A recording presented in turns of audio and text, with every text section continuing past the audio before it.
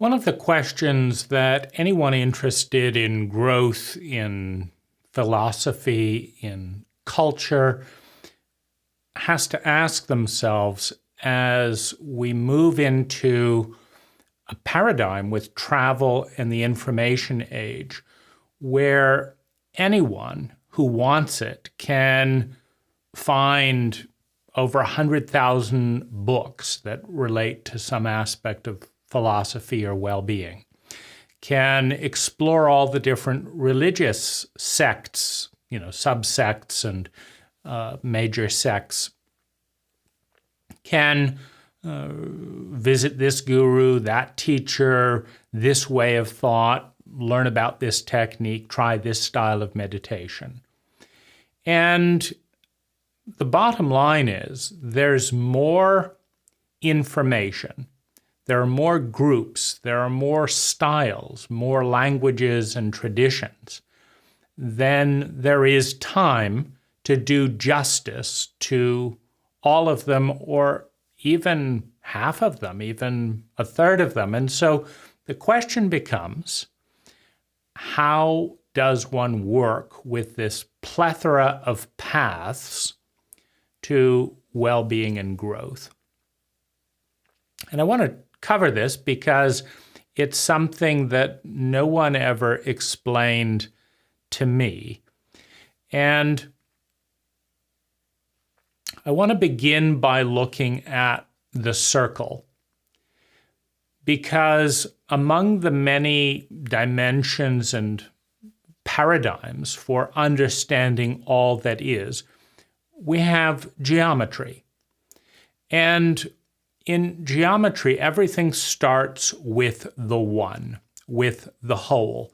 The most graceful, the most elegant shape that we know of is the sphere. If you want to move large masses of energy and have infinite potential in all directions, you start with a sphere.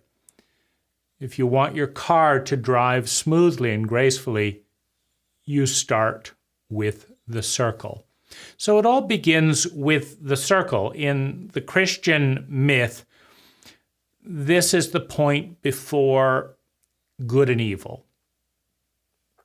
The tree of knowledge, the apple, divides the one, the circle, into the knowledge, the language of good and evil, because all thought is language. You cannot think a thought without language. And language is a refraction of the whole into particles, into bits. Before you have language, before you have thought, you don't have distinction. Everything is one, because it hasn't been cut into pieces. This is one until we say, no, this isn't one. This is a finger, but this is a ring finger. This is another finger. So we take the one and we break it into many. And the game of distinctions, the game of human consciousness, which is the game of language, can break the whole up into 100 billion different distinctions, the only limit being the fact that the human mind cannot track and recall and remember 100 billion distinctions. But we can take the one and break it into 100 billion distinctions. And we can take each of those distinctions and break it into 100 billion distinctions, because we have different dimensions. By the time you look at the time continuum, the space continuum, and then add things like the color continuum, the warmth continuum, the volume continuum, the frequency continuum. By the time you add all of these different paradigms on top of the one, you can create infinity out of almost nothing. Meaning, first there was one, and you cut it in half. And within the paradigm of polarity, overlaid with the paradigm of good and evil, once you've cut the world in half, you label one as good and the other as evil, because in polarity, when you cut something into two, you create opposites. So you take the body and you cut it in two. Now you've got a right side and a left side. If you overlay that with the paradigm of good and evil, then you have to decide, is the right side good and the left side evil? Or is the left side good and the right side evil? And once you've established that framework, then everything that fits into that parallel, polarity on the left side becomes bad. And you effectively take the one and generate 50% waste. So it's not a terribly efficient system, because much like a tug of war, when you create two equal teams, there will be 10 people here and 10 people there, and you grab a strong rope, you expend tremendous energy to go nowhere, basically, compared to all pulling on one team, where you could really get something done with 20 people and a rope. And so the polarity of a battle between good and evil is the polarity of the right side battling the left side, the high side battling the low side, the inner world battling the outer world, men battling women.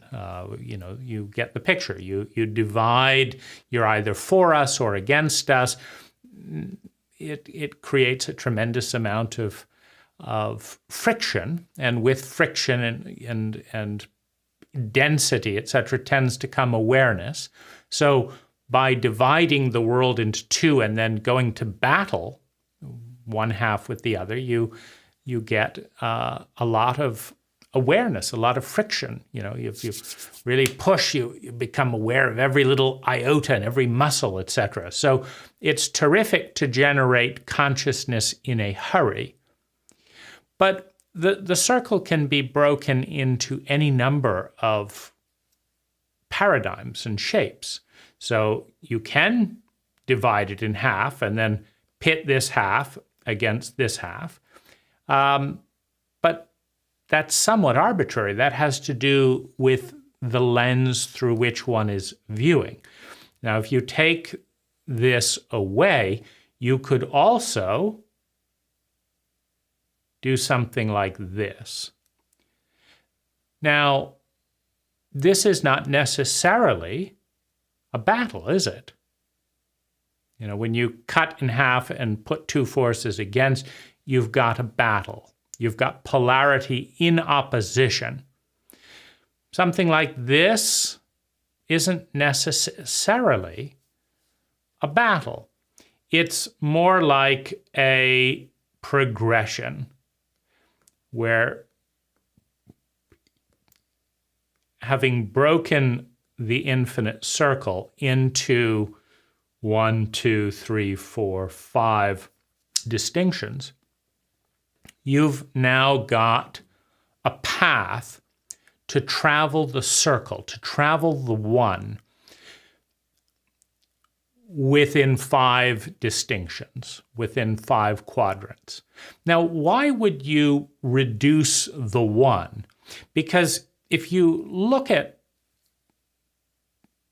the mathematical model for the sphere, a sphere is an infinite number of dots. For example, if you build a sphere up like this, you can create an infinite number of dots, and the dots slowly come closer and closer together with more and more distinctions until your eye stops seeing dots and starts seeing the curve. It starts seeing the one. So this is, as you move towards transcendence, this is the journey home, so to speak. The journey out of the garden is where the one becomes two, and the 2 becomes 3, and the 3 becomes 6, and you start separating. The journey out of the garden is when this finger is separate from this finger, and this, you dissect the body. The body feels like it's my body, but if you pull this fingernail off and then cut it into little bits and then pull this finger off and cut it into little bits, that's language. And eventually it can't function.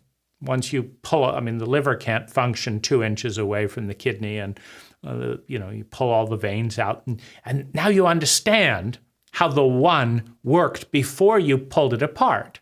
It's called torture. It's called human consciousness. It's the severing of the whole into pieces. So that's what language does. That's what human consciousness does, is we don't see our connectedness to all that is. We see our distinctions. We see our separation. I'm separate from that person because they have this political view. I have this one. How do we know what those views are? Language. We create the distinctions with language. This person sees through this lens, then this lens, then this lens. This person looks through this value hierarchy. So the descent out of the garden into the knowledge of good and evil is the descent from the one into distinction, into language, and into human consciousness, which is predicated on language. You cannot think a thought, recall a memory, be conscious that you're conscious of a sensation without language. Language generates consciousness. Now, you can see, if we do a little experiment, that the way you break up the one into language is somewhat arbitrary. So I take my hand and I break it up into 1, 2, 3, 4, 5. I call these fingers. So I've broken the one into 5. But you can see it's a little bit arbitrary because I could have broken it down into joints. Now, why do I focus on fingers over joints? Well, partly it's what do we use fingers for? Do we need to refer to joints? You see, the Eskimos have 400 words for snow. They've taken this, beautiful continuum of a bell curve of snow, and they've broken it down into 400 different points. Water becoming ice, ice becoming water. You get the idea. And so this bell curve of snow, this curvature from cold to warm, etc., is infinite. It's the same with space. You can take a foot and you can break it into 1 billion particles, or you can just say it's a foot. It's one. Or it's 1 billionth of a foot, in which case you've broken it down 1 billion times. You can have 1 billionth of a billionth. There's an endless fractal pattern in reality where you never get to the end. There's always something smaller, and there's always something bigger. We may not have the technology to access it, but we've never reached a dead end in the space-time continuum. Now, we talk about the beginning of time and space, the Big Bang, etc. We don't actually know what happened before the supposed point where this little dot turned into everything over 20 or so billion years. We don't know, but we create a starting point, but we haven't created an end point. Now, the most graceful shape in geometry is the circle. And one of the things that we find in the elegance of reality and the beauty of reality is its grace. And so in many of the 10,000 paradigms or so in 10,000 languages and cultures created across time, according to anthropologists, reality is circular. Time is circular. And so it's not a line, it's a spiral. But we've created this, this lineal sense of it's moving in this direction, and that fits nicely into our technology of language and our emphasis on cause and effect, because you can't really have cause and effect if you have a spiral. You can't have the future creating the present. You have to have the past creating the future. But of course, we know that the future does create the present, because I wanted to be able to give this talk. I imagined this talk, and so I bought this pen, meaning I liked this future a month ago when I bought this pen to be able to draw on this screen. When I bought this laptop to be able to be drawn on.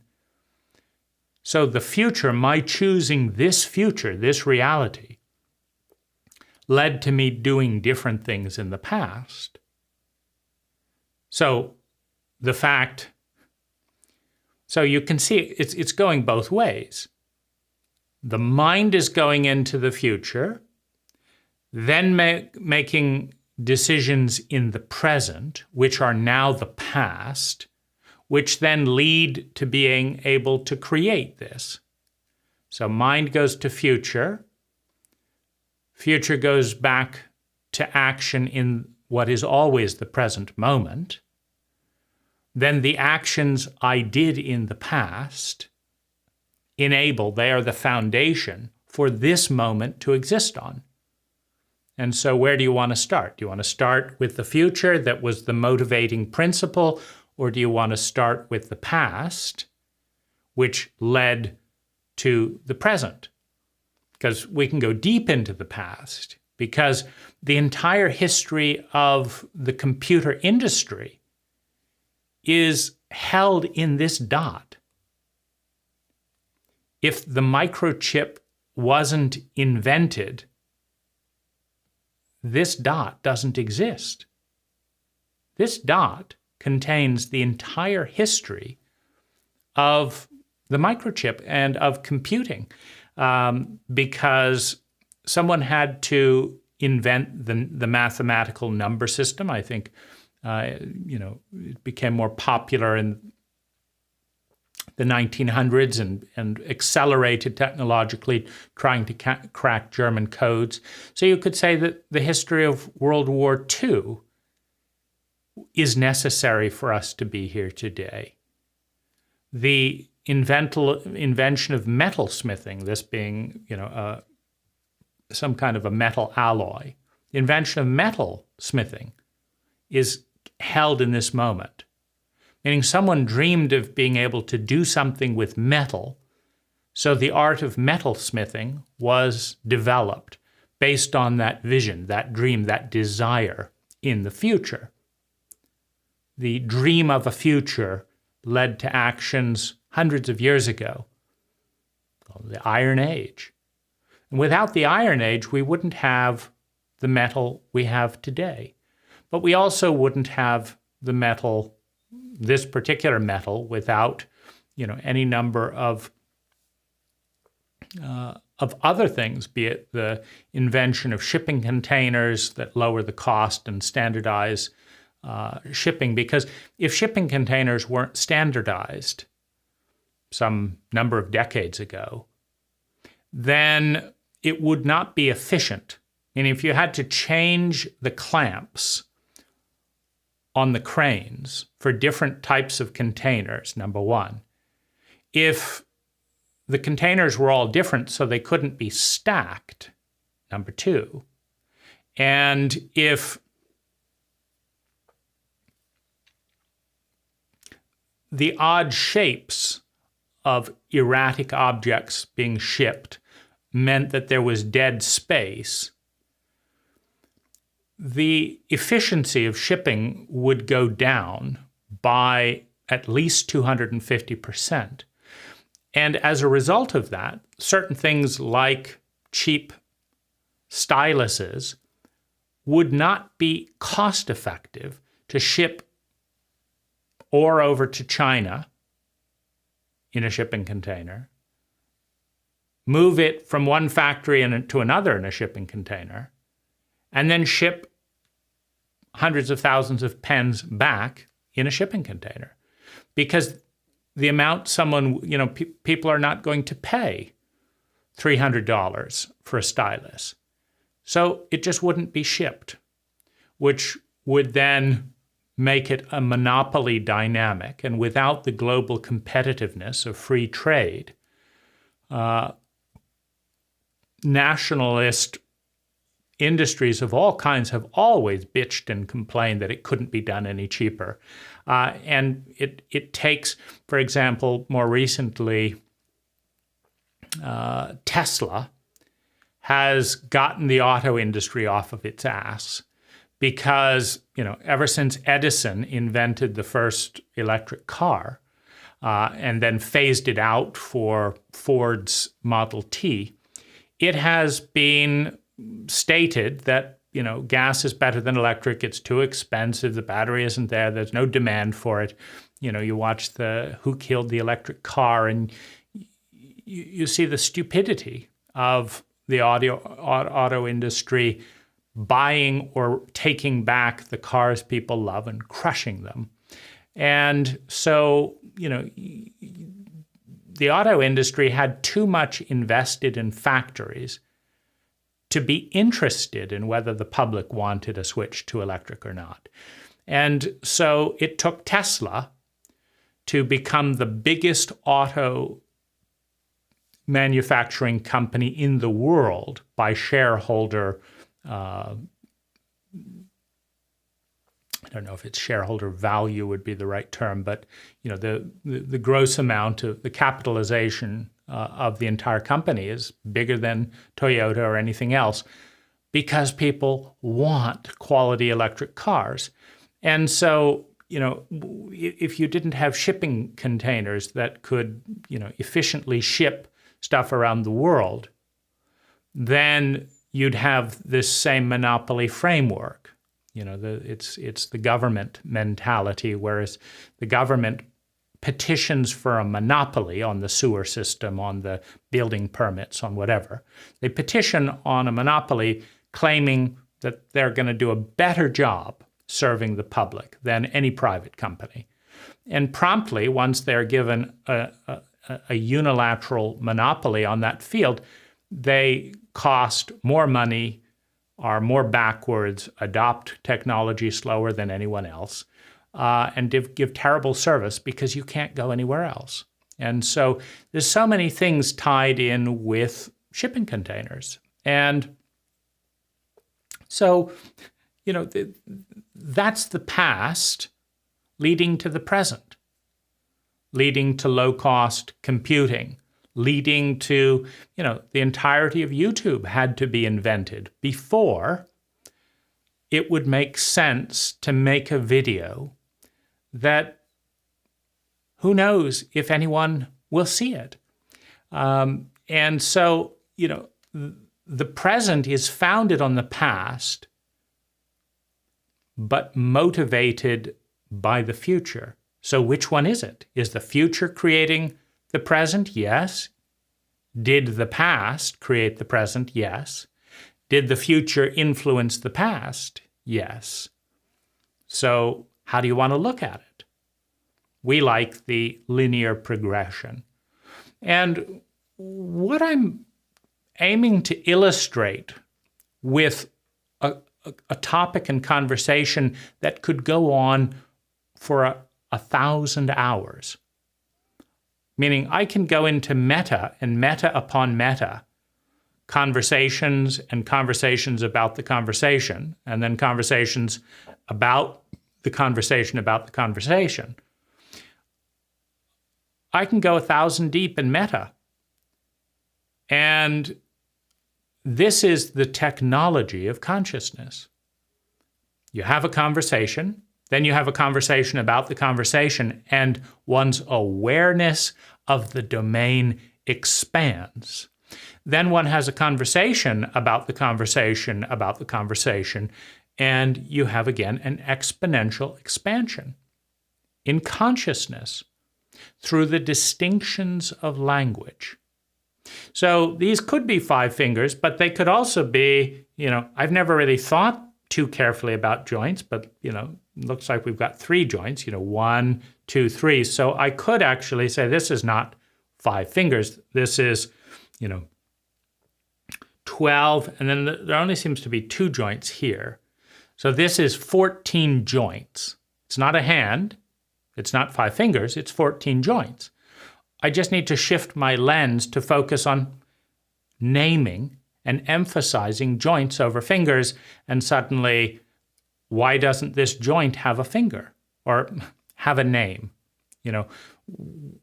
I don't know the name for this joint. There probably is a medical term for it because doctors have a use for those distinctions, but in all my life, nobody has ever asked me the difference between this joint and this joint, so I don't have a name for it. It's unconscious.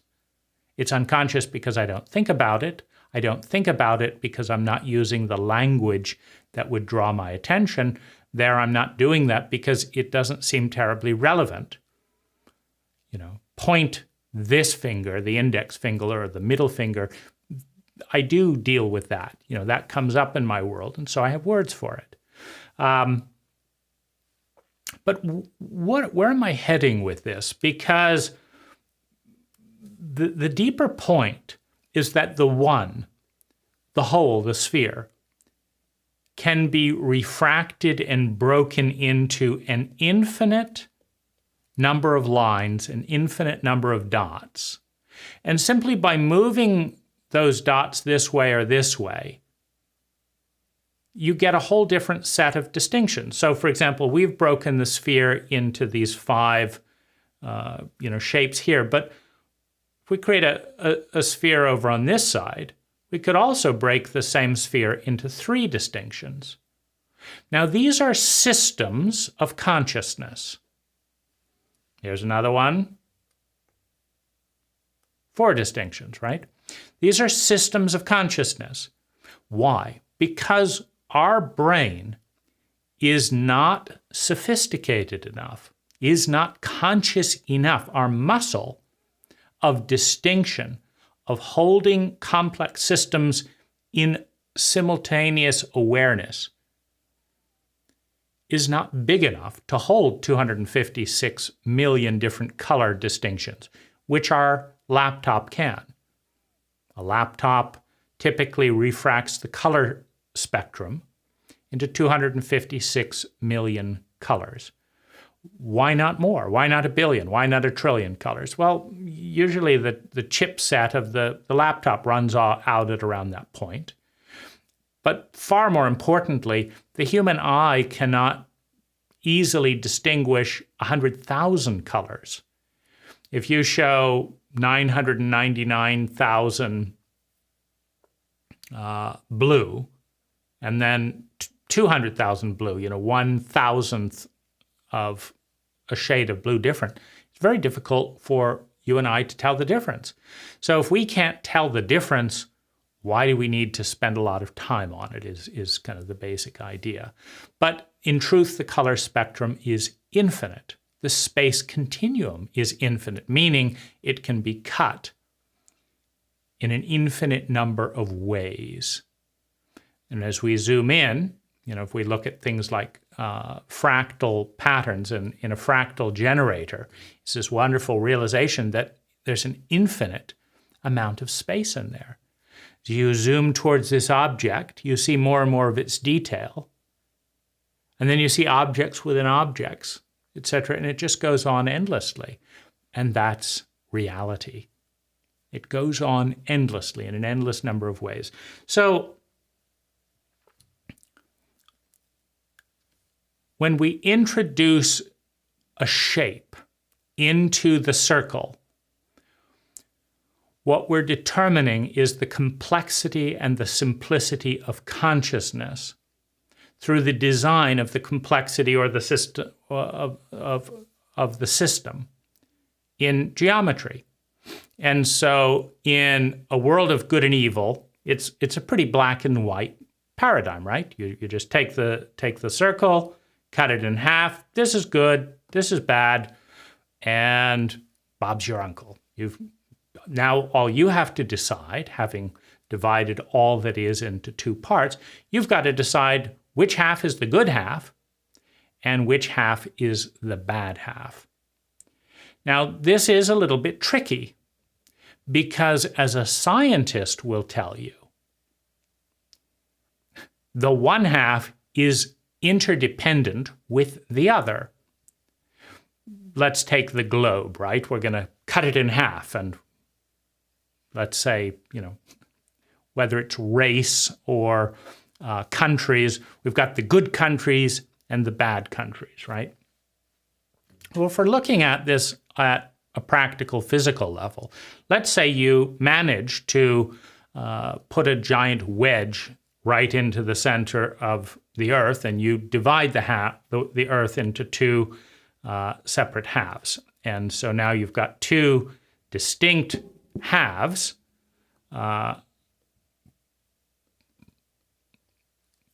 revolving around the sun, etc., rather than the whole.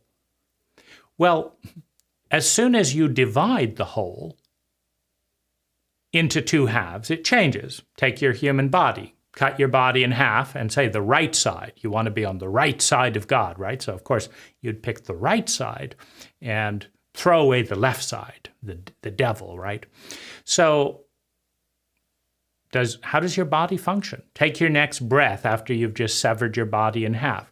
Let's, cut Utah off of California. It's like, who wants to be with Utah, right? So let's cut, take a giant cleaver, cut California away from Utah. Well, what happens with the rivers that run between Utah and California? What happens with the wildlife that migrates between the two? That's blood in ecological terms. When you cut the human body in half, they both die. They certainly radically change into, you're no longer breathing and become, start to deteriorate with bacteria and all of that. So you can't really, in truth, dissect the ecology of the one without killing it or dramatically changing it. And so it's really a trick of language when we say this is the good half and this is the bad half. Because if both Utah and California are unalterably changed by separating the two, how can you make a case that they weren't deeply connected in the first place? So then where did the line come from? It came from language. It's arbitrary. The line between California and Utah is not some profound communique from life or nature. It is human beings cutting the whole landmass. This will be North America, South America, this will be this will be that. But that's just language. And from an ecological point of view, it's gibberish. A river does not change course because it goes between state boundaries. And the same gibberish is there in racism. Because if we go far enough back in time, we find that all races have the same core ancestors. So if you really are a racist and you believe that blacks are better than whites, well, how do you get rid of that in a really effective way? You might go back to the origin, because if white people are evil and black people are good, then it's, of course, very intelligent to try and eradicate the whites. So how do you do that? Well, you'd have to go back to the original ancestors out of which the whites emerge and just kill them, before they had a chance to procreate. The trouble is, the same ancestors gave birth to pretty much all of the races. And so you could also say, well, humans are, messing up the environment. Let's get rid of them. Well, you'd go back to maybe 200 million years ago, before, when crocodiles were swimming around, before, mammals had gotten out of the land, they're swimming around, just kill it there, or you'd kill off the planet. But the trouble is you're killing everything else because it's so interconnected. It's very hard when you understand the nuances of what's going on in the world to separate the good from the bad. It's just very, very difficult, because the more you understand and perceive nuance, the more you see that there's a constant flow of energy between all polarities, that white cannot exist without black, that black cannot exist without white, that you can't have north if there's no south. It's a useless word for one. If there is no south, you can't have north. So if all polarities are innately interdependent, it becomes ultimately absurd for one polarity to be in a battle with the other polarity, for the simple reason that were the battle to succeed, both would be altered or ended simultaneously. And it certainly would be in terms of human consciousness, because we are conscious of distinction.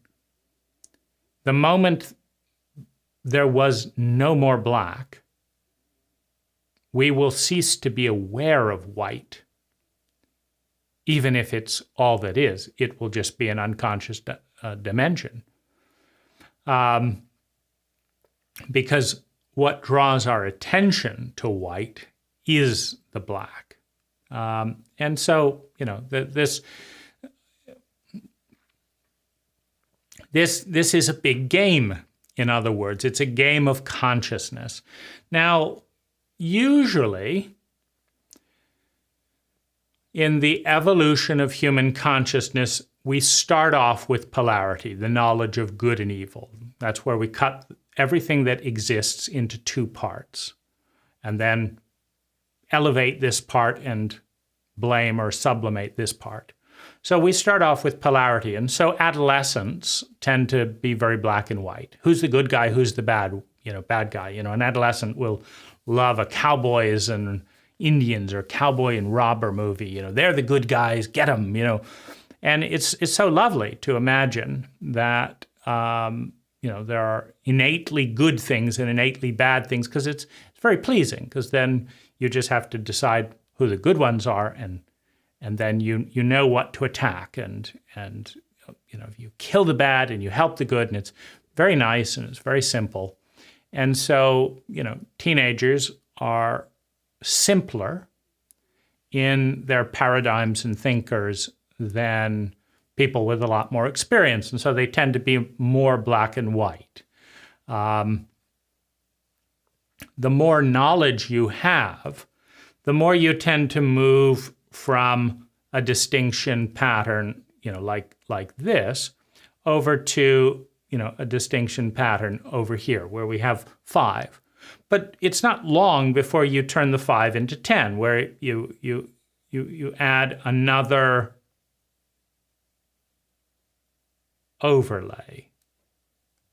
Now you're twice as conscious, but your system of consciousness is twice as complicated. So it requires more awareness to hold that system of consciousness, which requires more patience, more attention to detail. Again, teenagers are very impatient. Just tell me what to do, and and I'll do it, and that's good and that's bad, and that's all I want to know. But as we gain more mastery, more experience, more consciousness, we want more and more complex systems. Why? Because they're easier. If a doctor is trying to cure a patient who's been cut in half, you could just tell the doctor, I'm sick, do something. It's a pretty simple model. I'm sick, do something.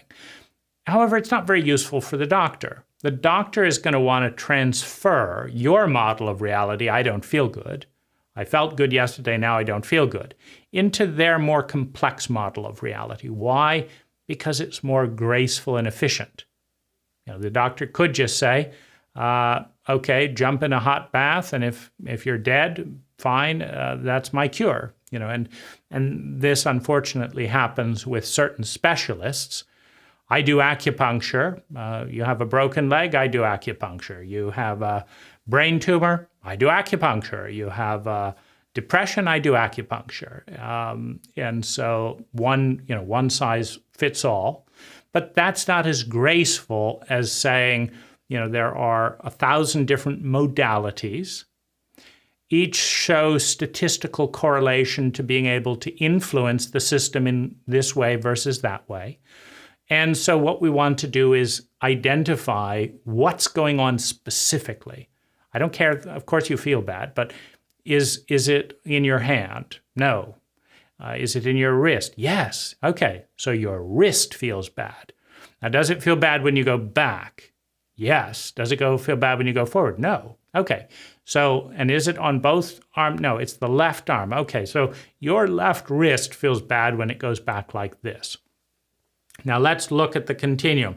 Is the pain continuum steady? The more you go back, the more pain, and the less you go back? Or is there a certain nothing, and then it jumps right here? Aha, that tells me it's in this joint here. Okay, we're getting close. You're 33% into this joint on the left hand and the back thing of the wrist. Now, what happened to it? Ah, I see, it's probably fractured. You hit it with a hammer, okay. Now I've got useful data. Acupuncture, not a good idea for this situation. Homeopathic remedies, wonderful for what they do, but healing a fractured bone, no. What you need at this particular moment is we're going to do an X-ray. We're going to see how many fractures, and then we're going to see how best to kind of put them together, and we're going to say how many weeks you have to stay apart until this occurs. These are all distinctions. They're more and more complex models. We're going to use 3 wraps on the cast rather than 200 wraps. Why? Well, we're introducing distinctions in how many wraps, and we've tested, and that's about the right amount without getting too heavy to lug around and leaving a little flexibility so you don't have a stiff hand. So that's 3.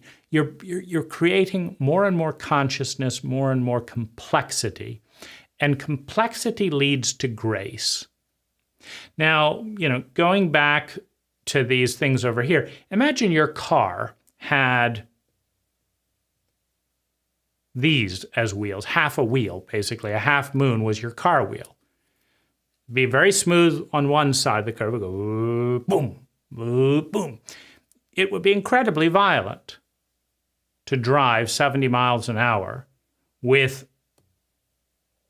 wheels that were shaped like this. Incredibly violent. Nice on the one side, and then bang, It'd be so unpleasant, you'd get out of the car and walk. It's just not worth it. Why? Because the system is too simple. Now, the simpler the system, the more violent, the more violation, the cruder it is.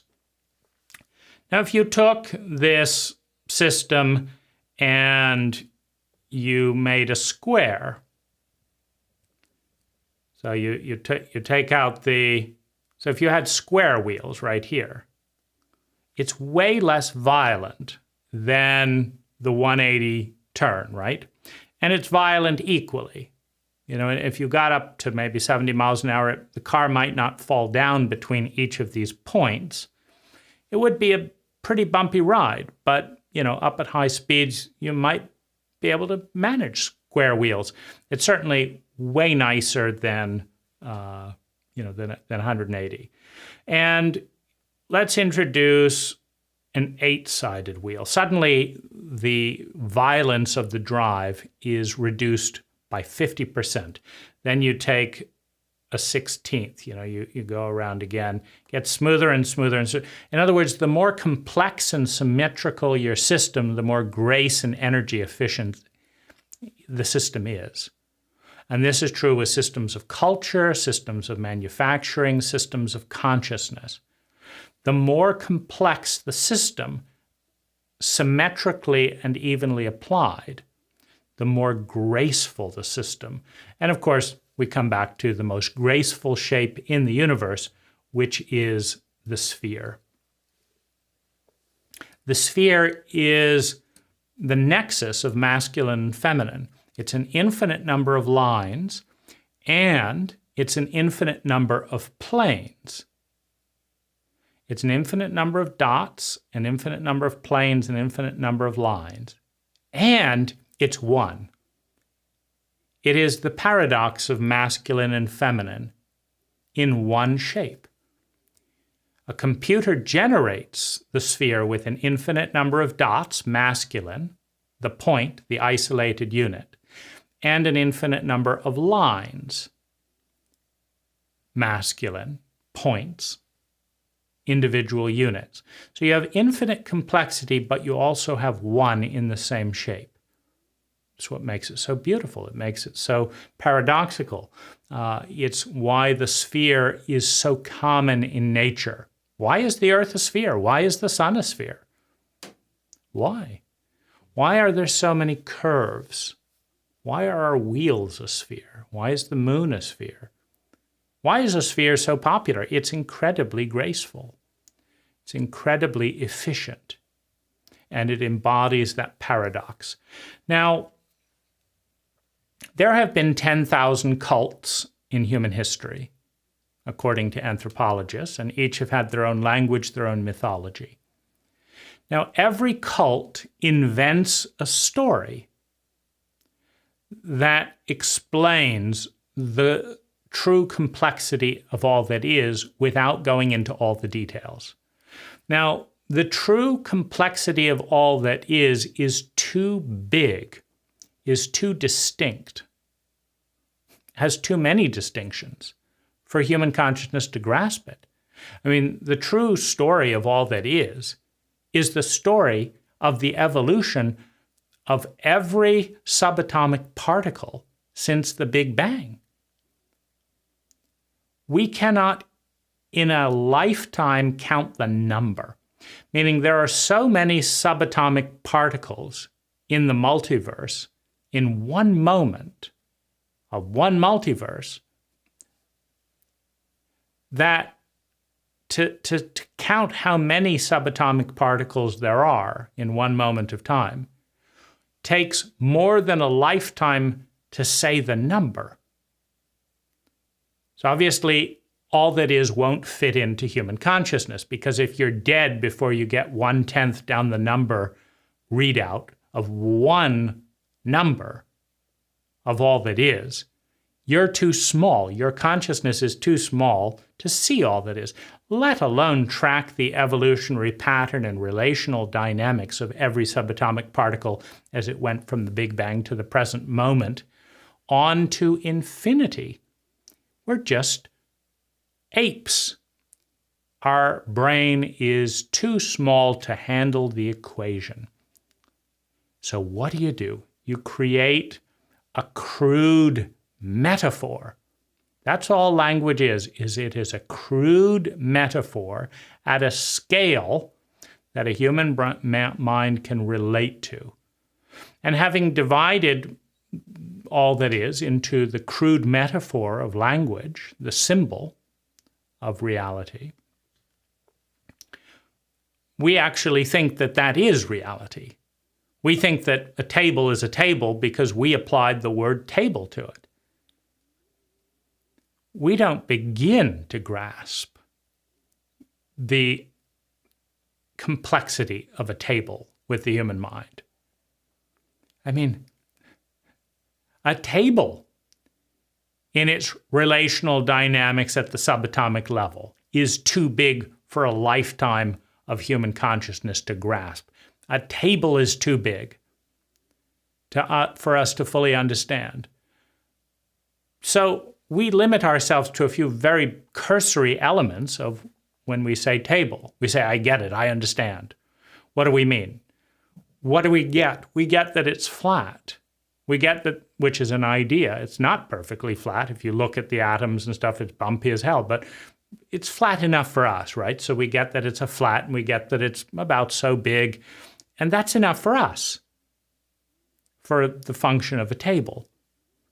The table is beyond comprehension in truth, but we can comprehend what we want to comprehend about the word table with a cursory glance and referencing the word. We decide it seems to be a table. It's got 4 little things. It's about flat and this, that, type, this type of thing. So this is the trick of language. Now, if we understand that reality, our consciousness is invented by our language, then we understand that if we only have 3 words in our vocabulary, we have 3 distinctions, a very limited consciousness, we have a system over here. Now, let's say we have love life, work life, and family life, free time, hobbies, friends, whatever, education, love life, and work life. This is a very crude system, so it's going to be a bumpy ride. We do this, then we do this. It's a very simple model. So as you navigate through life on a triangular shaped wheel, there's going to be some suffering there. Now, if you have a far more complex system, there's my warming up for work area here, there's my commute to work here, there's my education while I'm going to work here, there's my talk to so-and-so every month, there's my this.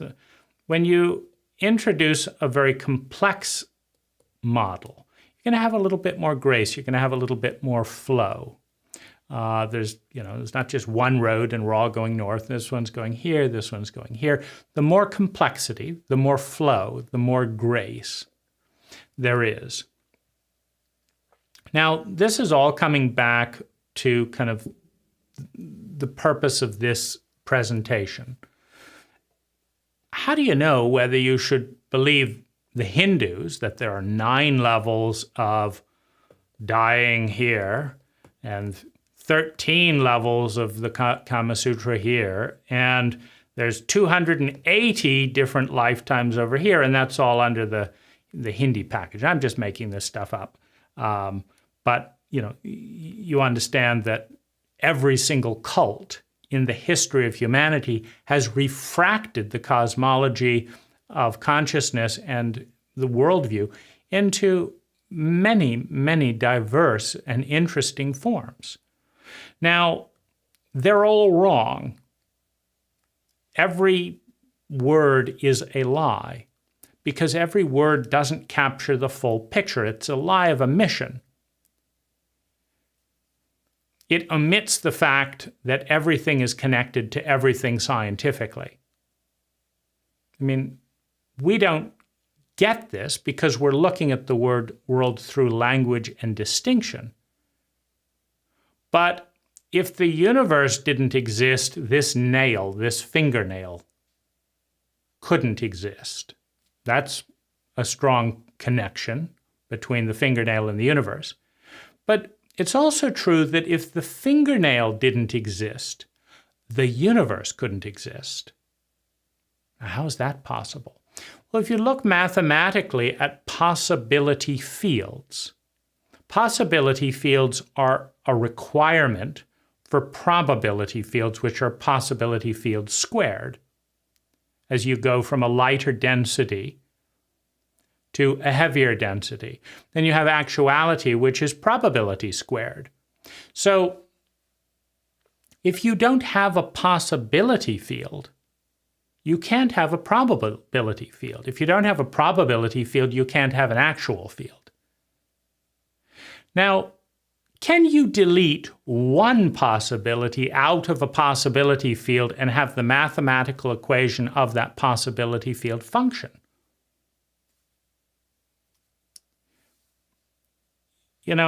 A circle is an equation. If you're building it out of lines, you might say go 2 millimeters and turn 0.01 degrees to the right, and then 2 millimeters and 0.01 to the right, and after, if you follow this pattern and it lines up, you get a circle at the end, right? Now, what if right around here, you deleted this one piece. Well, as soon as you delete that, you delete all the pieces that follow it. Suddenly, the circle does not manifest. It's the same with the ancestral lineage and heritage. If you go back 10,000 years and delete one of your grandparents, just one of them, you don't exist. So,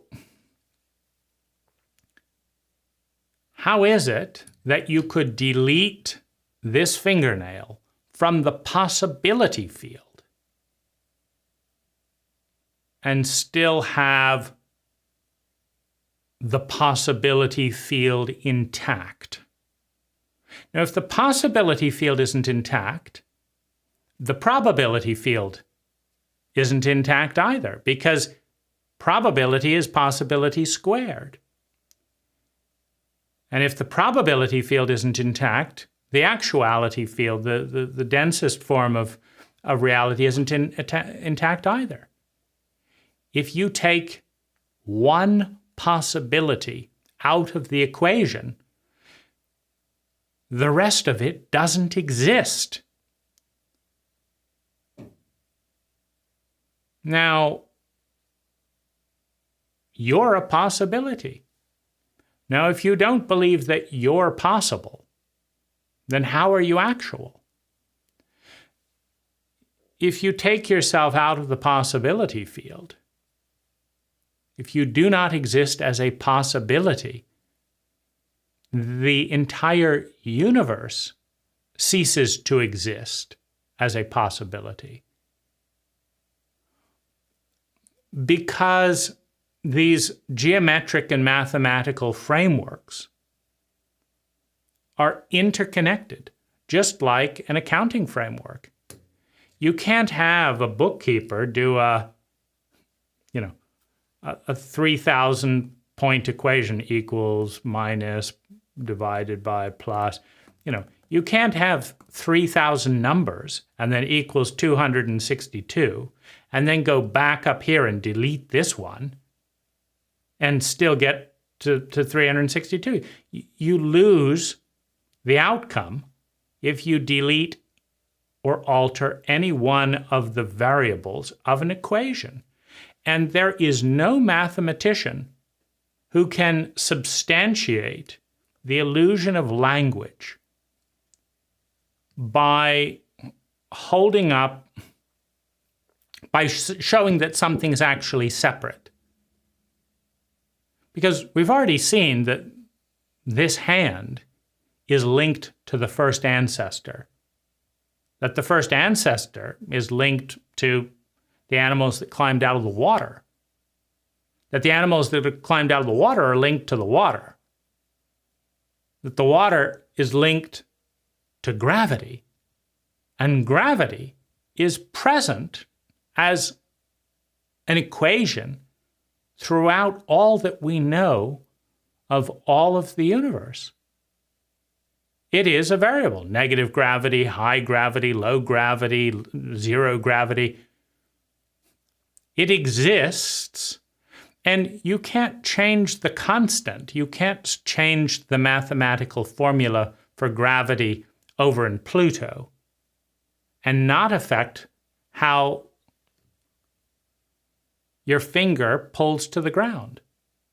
You change the gravitational constant for the universe over in Pluto, and suddenly you're floating off the ground and could be the end of human life.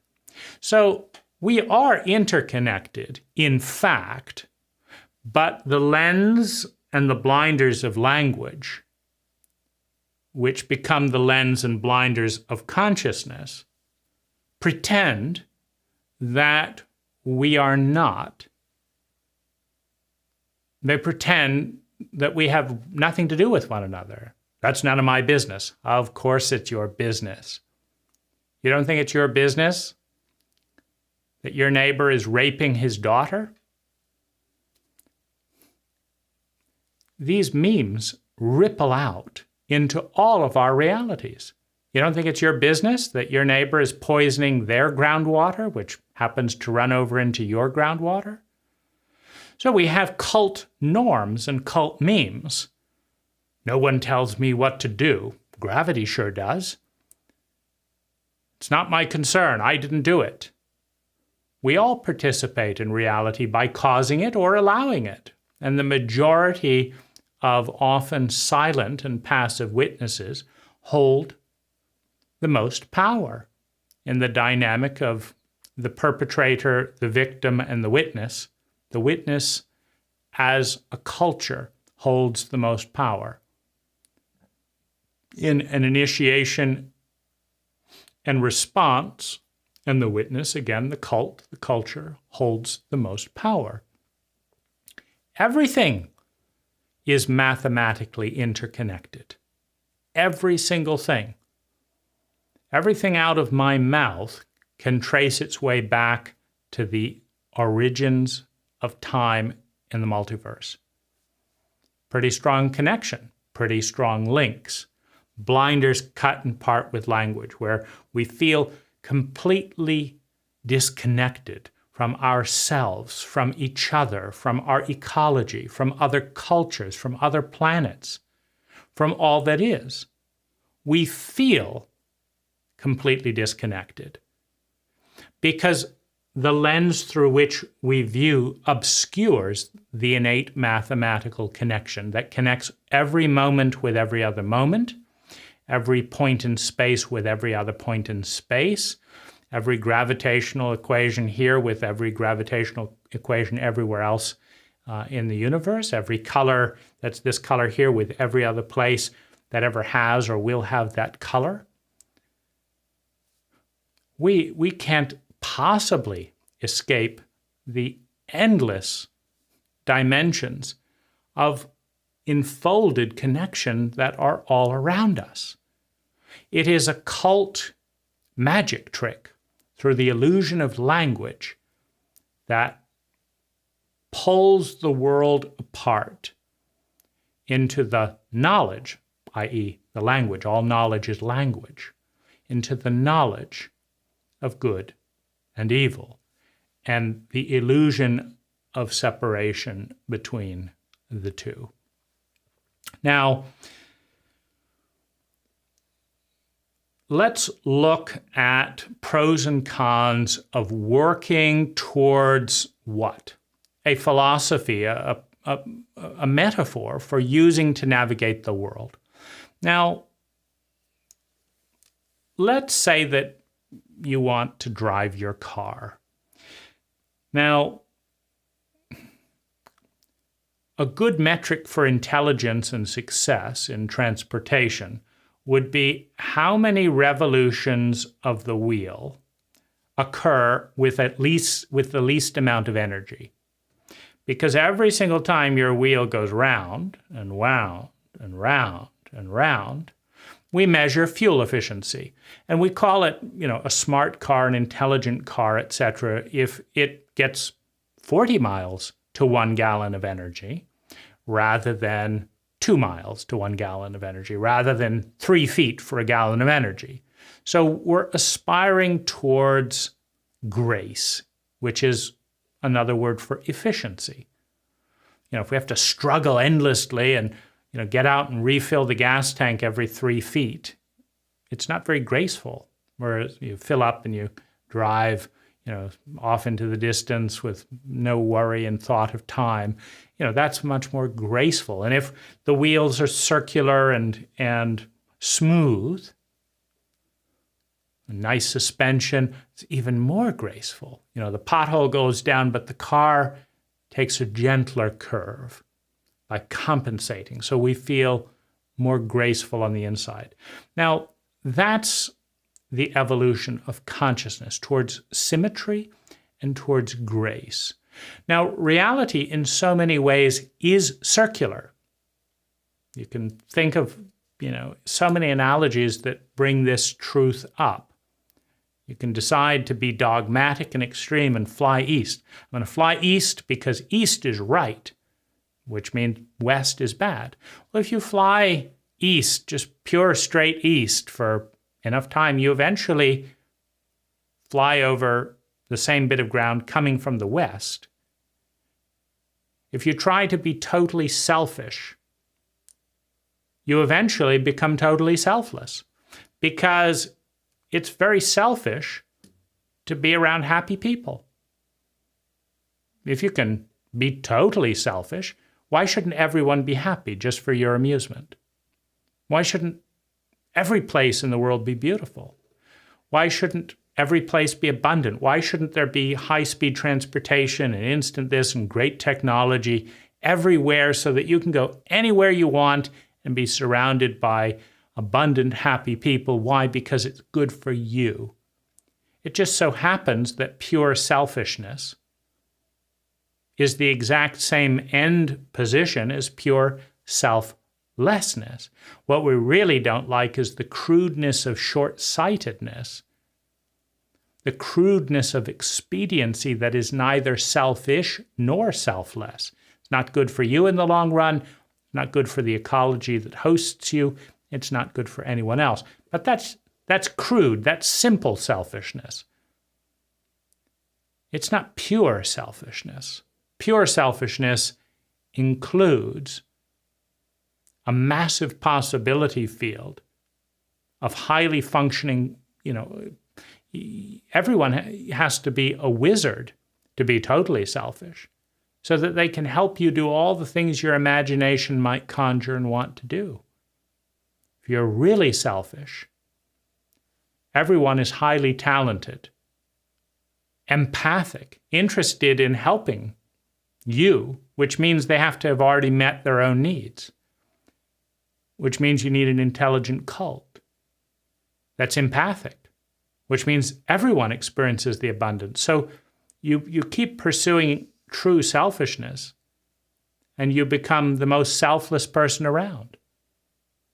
Because to have your perfect world, everyone else's world gets so much better in the process.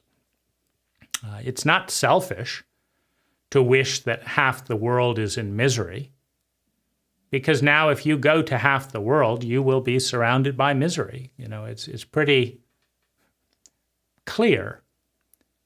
If you drive east around the globe, you end up coming in west. If you head out to be truly selfless, you end up perfectly selfless. Or you end up perfectly selfish, because if you want to help people, don't be a fucking idiot. Get a degree.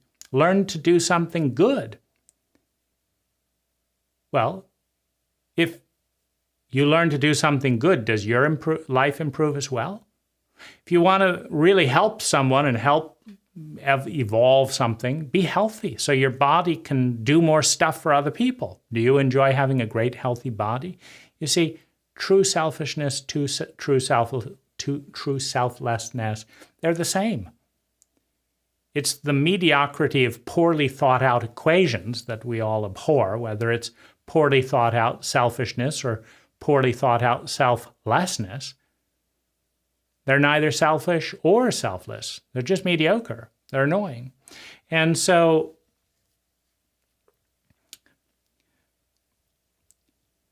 every system is going to have some degree of symmetry, meaning you start off with the whole. Now, crude systems are going to only focus on half, and they're going to be much more violent. So crude polarity systems, not very good, because reality being circular, what you're looking for is a circular system, a system that will take you through the entire sphere without overwhelming you with being too complex for you to track, because otherwise you've already got reality. You don't need any system. Reality is circular in so many ways. And so a good system takes you through all of reality in more and more complex ways that pace with your capacity to hold complexity. And you make the full revolution in the process. So that's a good circle. You know, you start out being born and being taken care of, and you live your life, and you have children, and then you take care of them. That's a circle. Now, if you set out on that circle and do each part of it well, be taken care of well, set out and do your own thing well, find a mate well, you know, move around well, have children well, learn how to take care of them and take care of them, you've done a beautiful revolution. You've got symmetry. It's a good system. It's sustainable, it's circular. And the more complexity you introduce into that circle, the more graceful the ride, the more graceful the journey, the less bumpy your car is. So that's the general idea. Now, the typical systems, you know, partly depends on how much time you can develop, but you know, the Trinity, God, the Son, the Holy Father. Well, the first thing you have that's problematic with the system is that it's all in one side, the masculine side. So this ties into the reason chauvinism is not very efficient, because you block out, where's the goddess and her three parts, right? It's, you know, if you're going to limit yourself to a three-part system, you know, why not have God, the goddess, and all that is? It's a simple system, and they're children, right? You have the polarities, and it's true mathematically. You know, you look at the color spectrum. You have black, you have white, and then all the colors are born in the synergy of black and white in between. So you have God, you have goddess, and then you have all that is, the children, born out of those two polarities of masculine and feminine. But that's not there, is it? You've got masculine God, masculine Father, and the Holy Spirit. And then Jesus, if he's in there, you know, would be a fourth. So God's Son, you say half of reality is missing from this equation. So it's going to be a bumpy ride. You know, it's not by accident that you have the schizophrenia and absurdity of, you know, violent predators traveling the globe, murdering and torturing whole civilizations, unless they stop what they're doing and accept the one rule of God. I mean, yes, that is a totalitarian father, but where's the grace? Where's the femininity? There is none, because it's a crude system. You put this wheel on your car, and you're going to change it because it hurts. And so, you know, you want to pick a system that is as complex as you can manage, and you want it to include both polarities. Now, you know, Jordan Peterson is a big fan of order. And so, you know, he's beyond, what is it? What was his first? 12 Rules for Life, you know, of facing chaos, right? But his next book was Beyond Order, you know, and the benefits of chaos. That's a good model. If you find any model of reality that takes all that is, cuts it in half, and then focuses all of its attention on half of it and fights the other half, you've got one of the crudest, most inefficient models out there. It doesn't matter what it is, north and south, up and down, good and evil, men and women. It doesn't matter what it is. We hate anything that's outdated. We want everything contemporary. In other words, the future is good, the past is bad. You're taking the whole, cutting it in half, and then starting a battle between half and the other half. I mean, just try it. Take the whole body, cut it in half, we got right and left, and now spend all of your energy, the right arm pulling on the left arm and the left arm putting on the right hand. You get absolute absurdity. I mean, maybe you'll get the best that can be said in the evolutionary term for violent and divisive polarity is it builds muscle. If you are dumb enough to spend, generations of your cult with the left fighting the right and the right fighting the left and just going back and forth, you will end up with some good muscles. So that at some point when you give birth to a more intelligent generation, they say, we've got all these great muscles developed by our idiotic parents.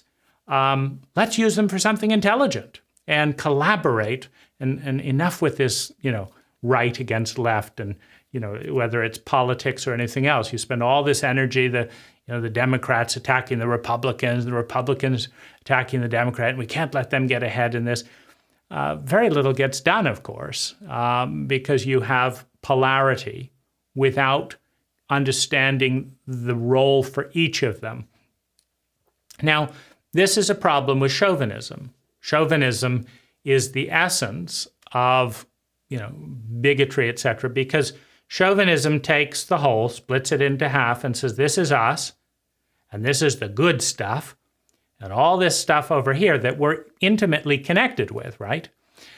Chauvinism was, an irrational Frenchman, Mr. Chauvin, just irrationally nationalistic. The French were better than everyone else.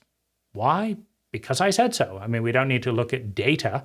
It's no different than, America is number one in what?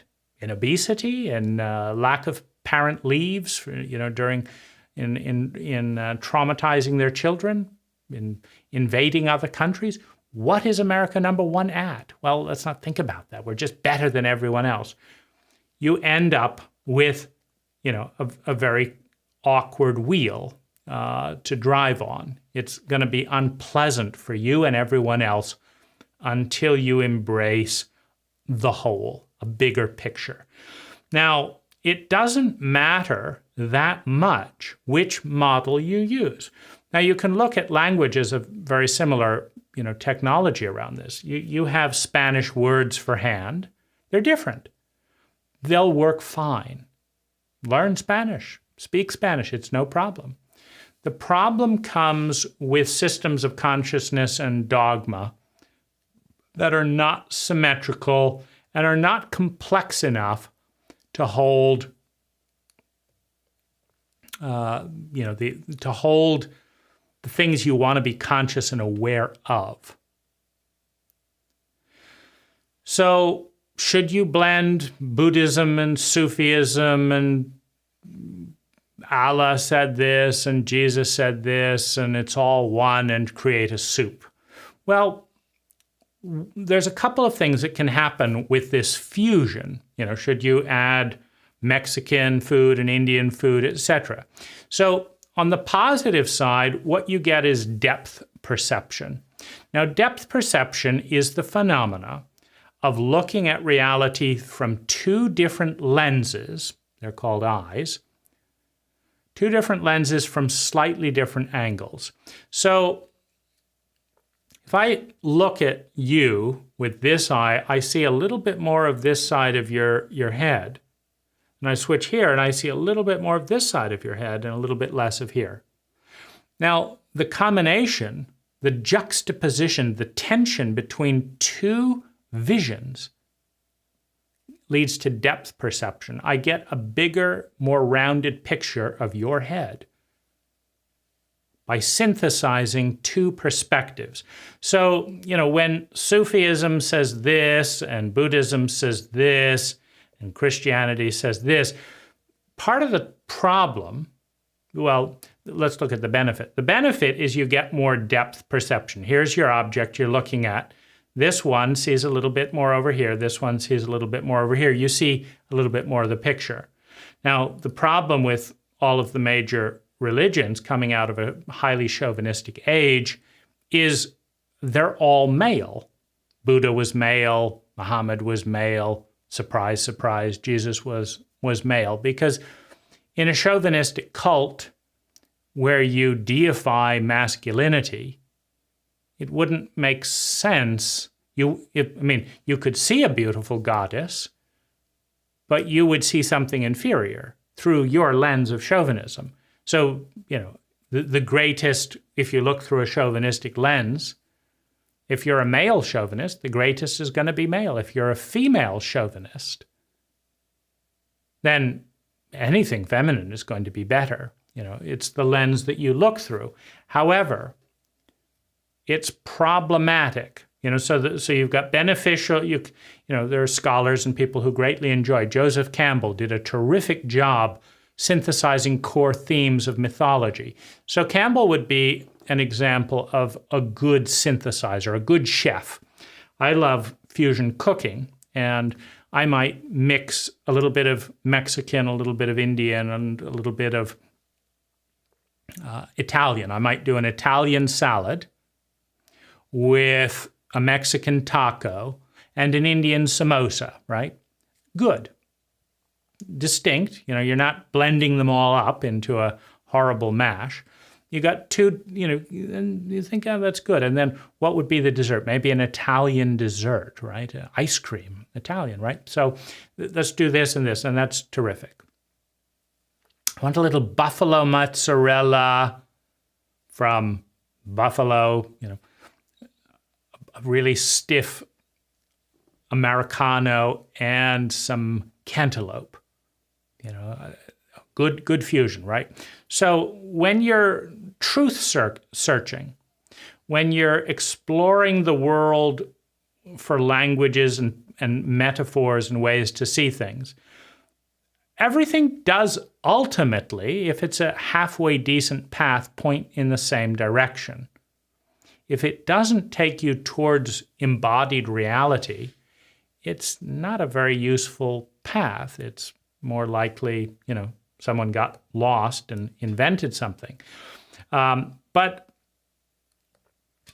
let's look at the big problem, aside from all of the religions being male and highly masculinized in the context of a large chauvinistic step in the species that is beginning to pivot towards the feminine, at this time.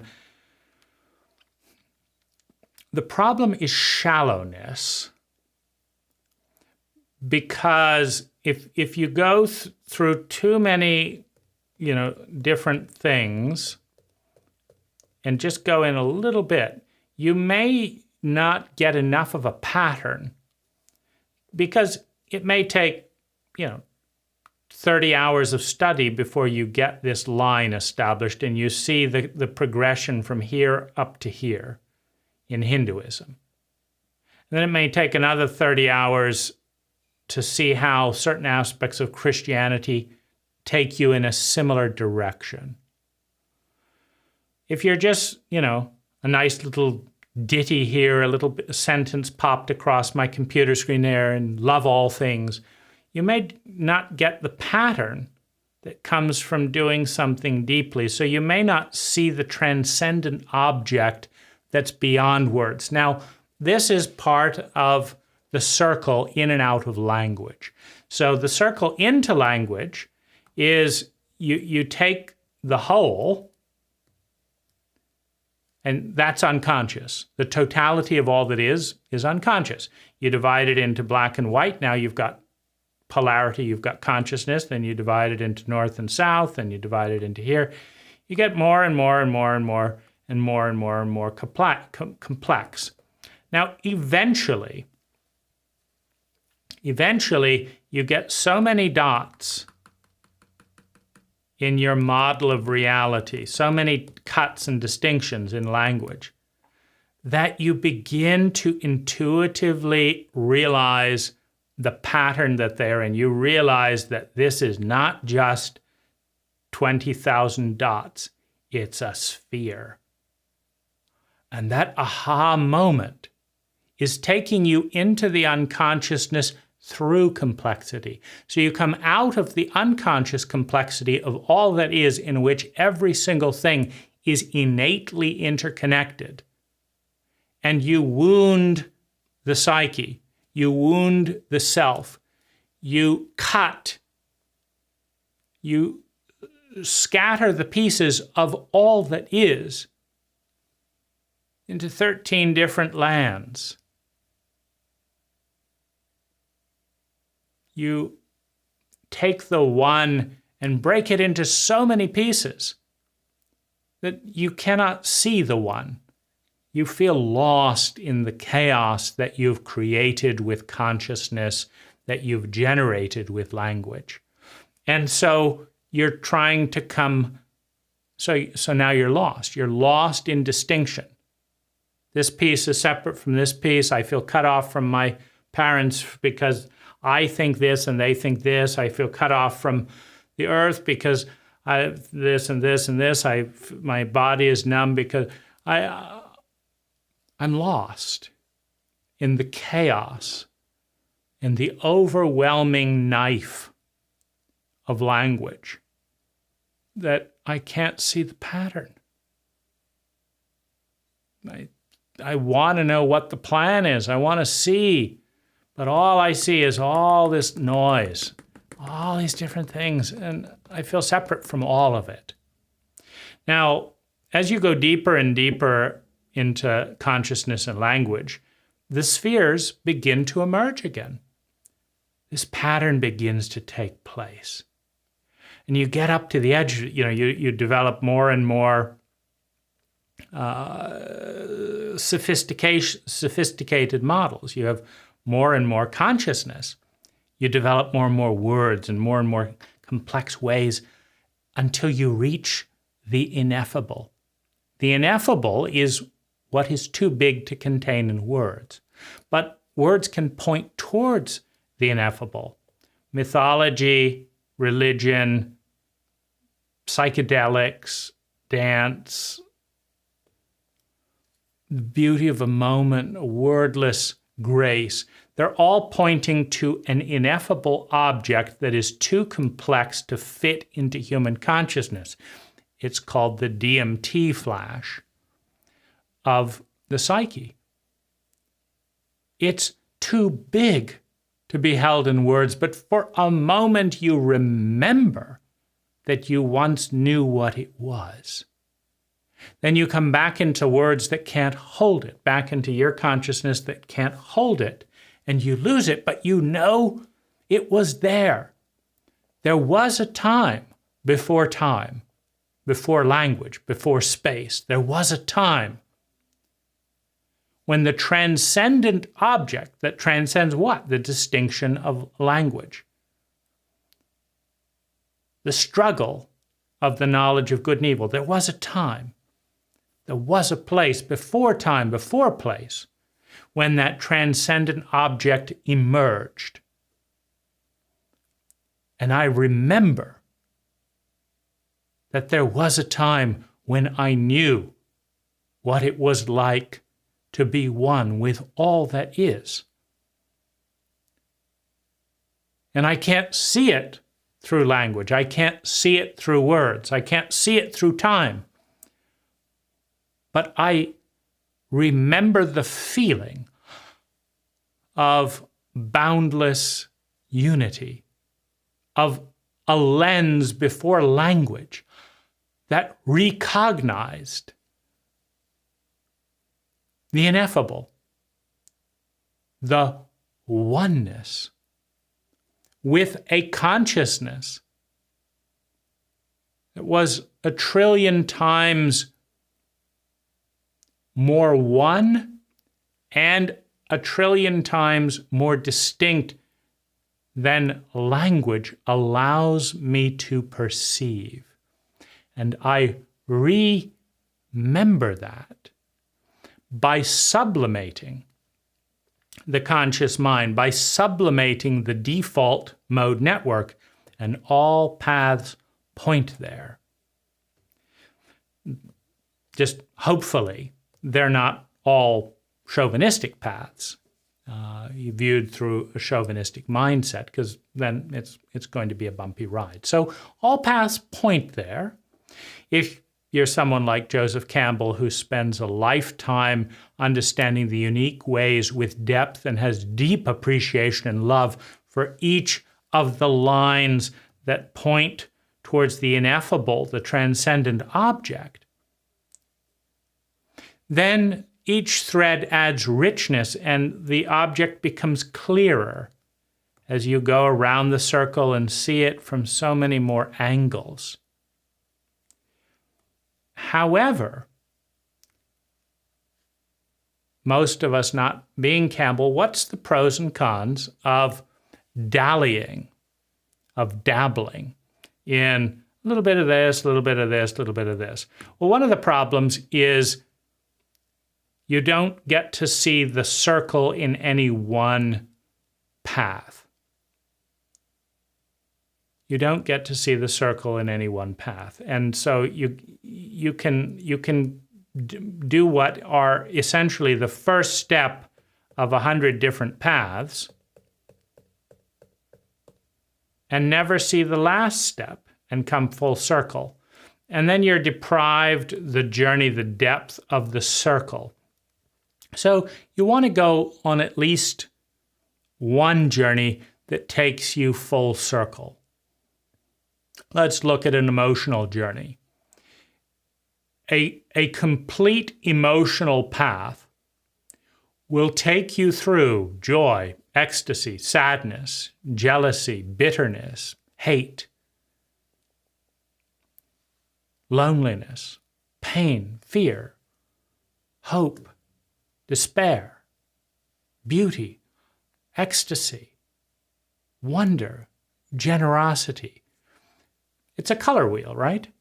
So a competent journey, a good relationship, a good partner, a good dynamic is going to take you through all of those. Let's say you absolutely love your partner, as long as they're alive. Then they die. Now you go through the stages of grief. Please come back, I love you so much. You bastard, how could you leave me? You go through the stages of grief. It's a circle. The stages of grief start with denial. I don't accept this happens. That's stage one of the circle. The end of the circle is the opposite. I accept what happens. That's a complete grieving process. A complete emotional rapport with anyone or with any system is, I think that's a load of shit. Could be something to it. Oh, that's very interesting. Wow, this is the most amazing thing that has ever happened. It leaves a little bit to be desired. It's not very useful over here. Did you hear? So-and-so had an affair after preaching celibacy. I'm not sure this is for me, right? Then, yeah, it's getting boring, isn't it? All this stuff. This is a complete and utter piece of shit. You've entered the system, you've gone all the way around it, and you've exited it. It was a piece of shit, now it's a piece of shit again. That's how you enter and exit a system. Now, a good relationship with someone, you meet someone, my soulmate, amazing. Even more amazing. What, you have a dog as well? And it's the same name as my first cousin's dog? My goodness, the plot thickens. And pretty soon this is the most amazing person in my entire life. Then we're going to get married. And then what? You mean to say you use fluoride in your toothpaste? I thought you were a health conscious. I thought every health conscious evolved person knew that fluoride was a great conspiracy and they've been putting it in the... What? You want to give our children fluoride toothpaste? Wait a minute, have I who cares about the third cousin's dog's name or whatever? And this has got to stop. So you have the full cycle from, I'm not interested in that. Boys are icky, right? Oh, they're interesting. Any useful journey involves seeing an object from 360 degrees. If you cannot see it from 360 degrees, and it may take you 10 or 20 years to do so, you haven't fully seen the object. Spirituality is wonderful. We all need to be more spiritual. You haven't fully seen spirituality until, what a piece of crap. I'm sick of, just give me a good fuck. I don't want to hear about your chakras. Shut the fuck up about your Enneagram. Lay down and fuck. Until you can go 360 with a person, with a dogma, with a life. I was born. I grew like this. Now I'm dying. Now I'm fading. Now I'm dead. That's called vision. That's called a full spectrum view. That's what you're aiming for if you want to engage with reality. Because human consciousness is generated in polarity, which means if you do not know hate, you do not know a certain kind of love that turns to hate in certain situations. You may not want to know hate, and you may not care that you do not know that love. But if you have the capacity to feel that love, you have the capacity to hate as a human being within the paradigms in which you are operating. You don't want the hate, you don't get the love. You don't want the intense anger, you don't get the ecstasy. You see, in a wheel, you don't get the blinding white light without the darkness in the color wheel. It's consciousness through contrast. I could just delete every single thing on, let's see, where is this? We could delete every single thing here, right? Every little distinction.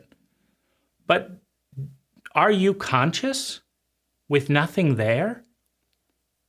You see, your consciousness comes from the distinction between nothing and a dot, between nothing and something, between nothing and a line. And as we remove that contrast, you become unconscious. You forget. Now,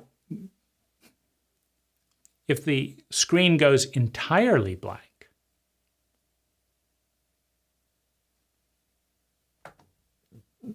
if the screen goes entirely blank,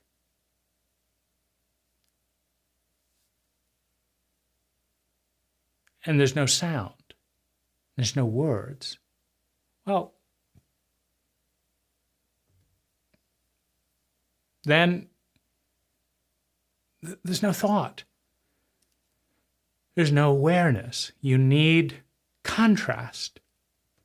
And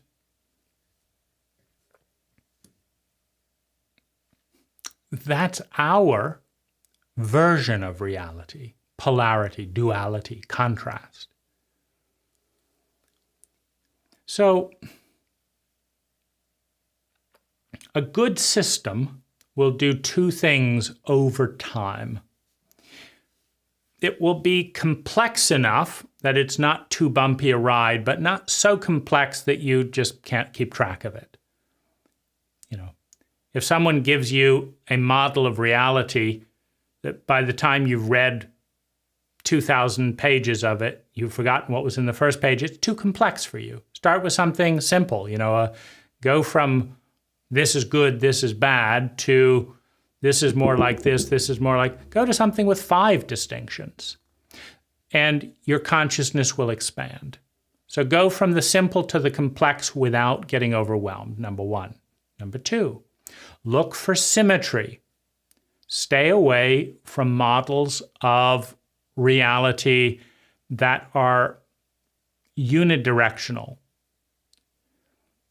So what I mean by that is like if I'm a landscaper, and so what you know is that there's a range for pH. That soil can get too acid or too alkaline. And what you want is the sweet spot in the middle. Now, if the soil is too alkaline, you add some acid. If the soil is too acid, you add some alkaline. And in that sweet point, the nutrients are released and plants can grow. Now, a sick model of reality, if you wanted to do horticulture, would be that acid is bad and alkaline, oh, that's pure and good. So an analog in psychology would be that saying yes to life, that's good, but saying no to life, well, that's bad, right? It's, of course, a joke, because when you say yes to coming out to dinner with me, you're simultaneously saying no to staying home and doing what you'd be doing there or going out with somebody else. You cannot say yes without saying no. You cannot make a soil alkaline without making it less acidic, and vice versa. And the idea of just saying yes to life and never saying no, first of all, it's a joke. So it's a faulty paradigm. The idea that you should be good and not bad is a faulty premise. Because underneath that premise, I mean, of course we want to be good but not bad, but underneath that premise is the idea that, for example, every time the church asks for money, you say yes, because giving money to the church is good. So, of course, giving more money to the church is even better. So when my children are starving because I was so good, you see the fallacy of all extremes. This is why Buddhism has a naturally healthier relationship with reality than Christianity or Islam that are more extremes. The Buddhists do not get upset with the Christians. There's plenty of times in Christian history where the Christians would have tortured, tormented, murdered, raped.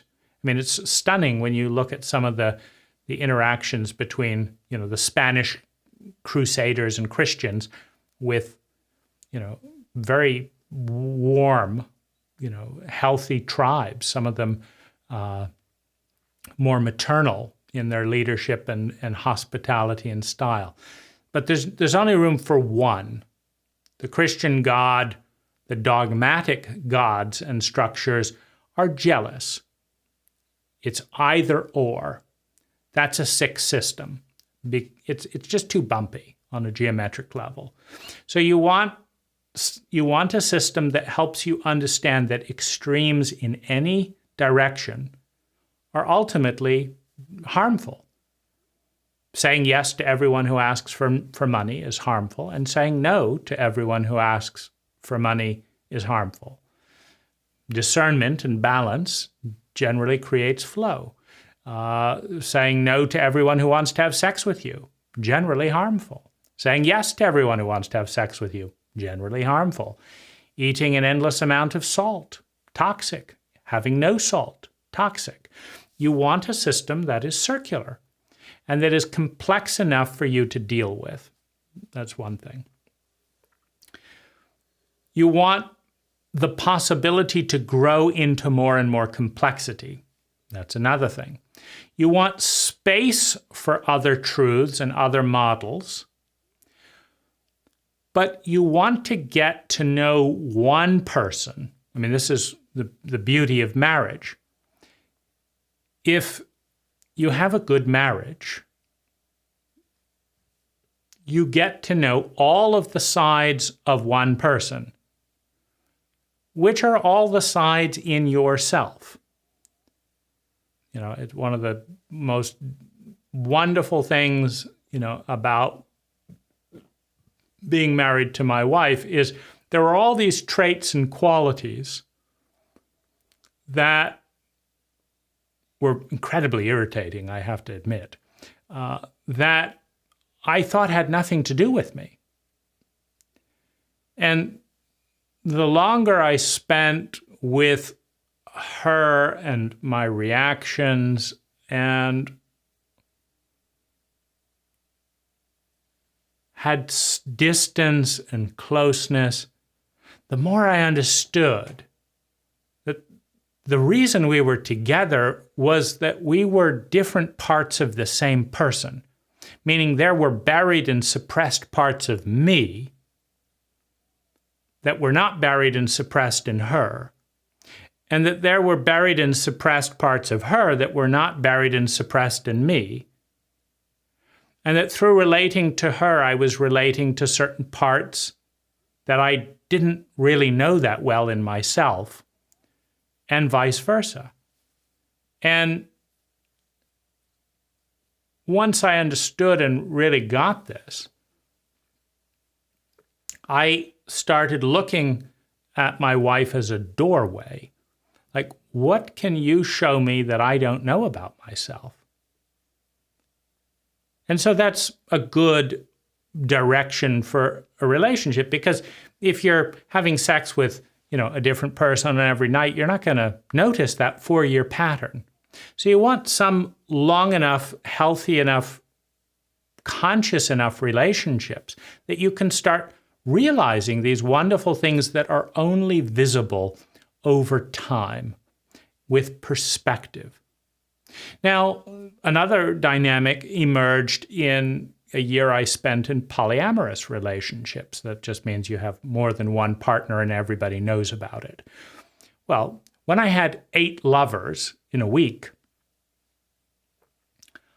I got to see my joker with a woman who loved my jokes. So I was 10 times more funny with her than with anyone else because she loved my jokes. So I made lots of jokes for her. Another woman loved my cooking. So I cooked incredibly exquisite meals for her because it was so fun watching her face. So I was a great chef for her. Then there was the gift, the lover of gifts and exchange. This woman, exquisite giver of gifts. I've never received gifts of the caliber I've received from Gina. I mean, just beautiful. To die for.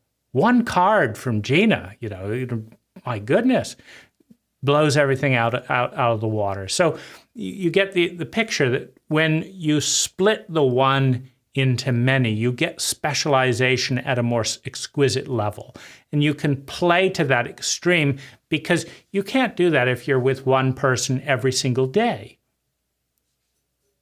Like the woman I played tennis with, one good game of tennis a week with her was enough. I didn't want to make my whole life about tennis. But if she hadn't been in my life, I wouldn't have played tennis at all because none of the others were into it, you see. And so I got to see all these different sides of myself. And I got to understand that the person I predominantly became was grown in a garden of other people.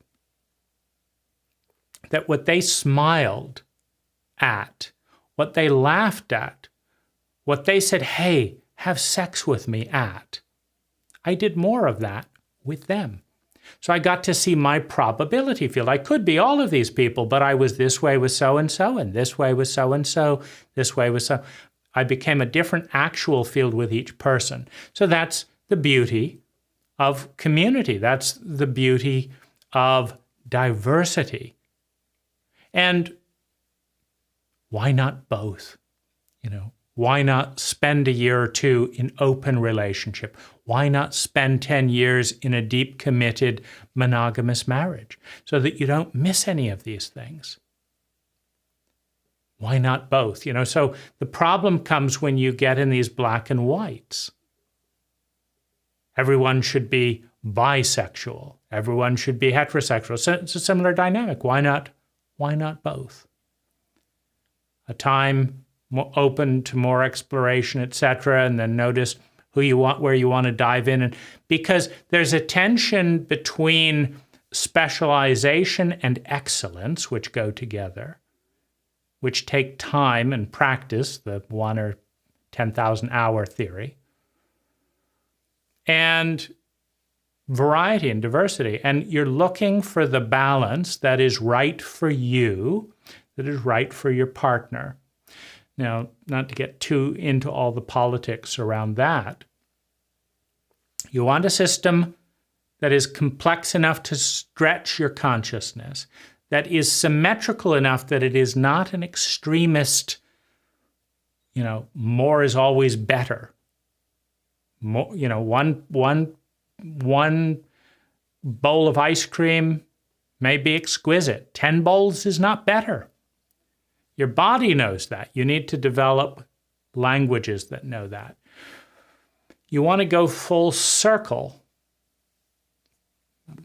What is a life well lived? Well, you come in, you're born, you grow, you mature, you rebel, you do this, you do that, you flush out, and then you start going, you were outward, now you're going inward. You complete the circle. That's a life well lived. That's a symmetrical life. That's a good system. That's life's system. So you want to learn from life. Now, the other thing that's, I think, tricky, because we have a lot of ignorance and a lot of judgment. I want to give, but I don't want to take. I just want to give. Well, if everyone's giving and no one's receiving, it doesn't work, does it? If everyone's receiving and no one's giving, it doesn't work. We need a balance. I want to be a good public speaker, but I'm not interested in being a public listener. It's not going to be a very good system. Everyone's going to be talking. Nobody's going to be listening. That's America.